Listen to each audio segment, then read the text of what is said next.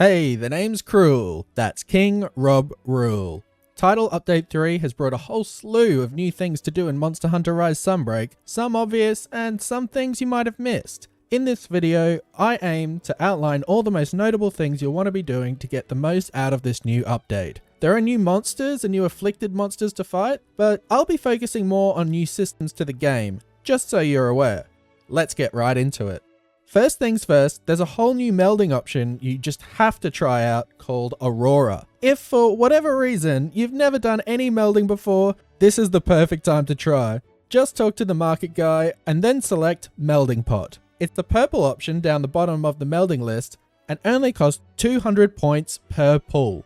The great thing about this melding option is that much of the RNG of talisman pulling is eliminated because you can roll for specific skills. Now, of course, there is still an element of RNG, and a lot of the charms you get will be throwaways, but the potential to get a skill you've been hunting for has been dramatically increased. This will please many meta players going for their weakness exploit and attack boost charms, but also those more niche skills that escape the rest of us. For example, with all my rolling for talismans in the past, I've just never seemed to get a decent artillery talisman, which, if I got it, could dramatically enhance my options with gunlance builds. Now, I have the option to go for that specifically, which is great. Not every skill under the sun is available here, but most are, and there's not a whole lot to complain about here. Excellent addition, Capcom. 10 out of 10 feature. Moving on.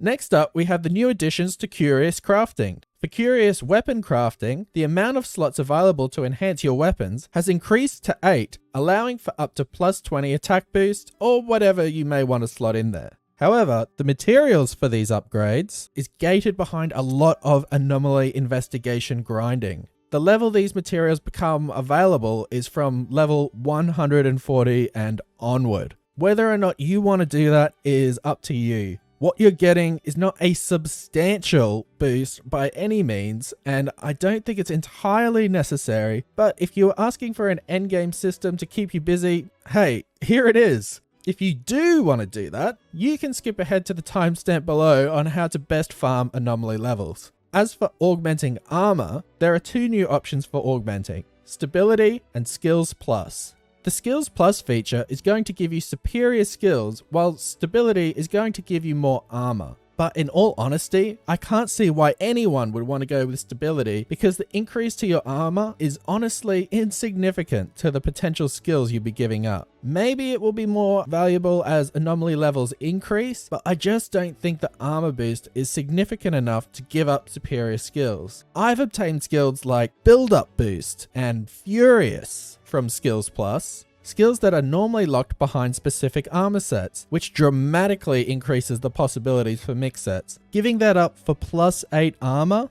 just makes no sense to me. However, this may appeal more to gunners that have a tendency to get hit in the high level anomaly investigations. But there you have it, that's the info, use at your own discretion.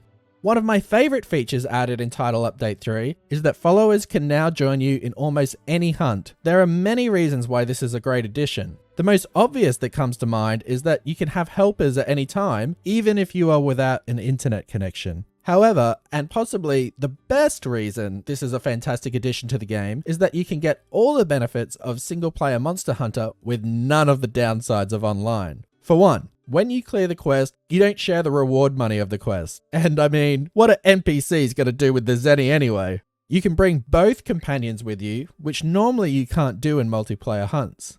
Also, you aren't penalized for followers' deaths whatsoever. You can bring them on those super tough high-level anomaly investigations and not worry about your teammates triple carding in the last 5 minutes of a 40-minute hunt. I like to bring followers along on anomaly hunts like Flaming Espinas and Seething Basil, which seem to be notorious for that very factor. Finally, I'd like to bring up some ways to speed up your progress with anomaly grinding. Now, some of what I say may sound obvious, but these have been genuine questions asked of me, so I thought I may as well address them here. When you first select anomaly research quests from the quest counter, you will see on the right you have research requests with conditions provided. You'll have to hunt X monster at X level and it will expire after X amount of quests. Many people seem to be aware that's a good way to earn research coins, but if you look closer, there is also a research point bonus that will be applied to quests that fit this criteria. This will vary from quest to quest, ranging from as low as a 1.3 multiplier to as high as 1.8. If you've seen any higher or lower, please notify the community in the comments. That's just what I've experienced. While it can feel a bit grindy to do the same monster over and over, you can mix up the quests you do by choosing different variations of your own or joining someone else's quest online within that request's level range. Also, this kind of goes without saying, but when doing this you might also want to consider completing the highest level quest possible with the most difficult conditions, because that will equate to even more points. Quests with multiple monsters, lower teammates allowed to join, and lower time limits all give the most experience, so keep that in mind.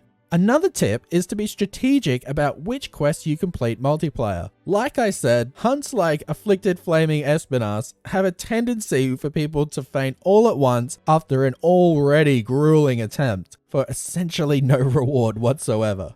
Bring followers or try it solo. Don't make your time feel completely wasted. Aside from that, mindset is also a big factor. Try not to view it as a grind, rather as a game you genuinely like to return to, and you enjoy playing for the sake of playing. You'll gain the anomaly levels before you know it.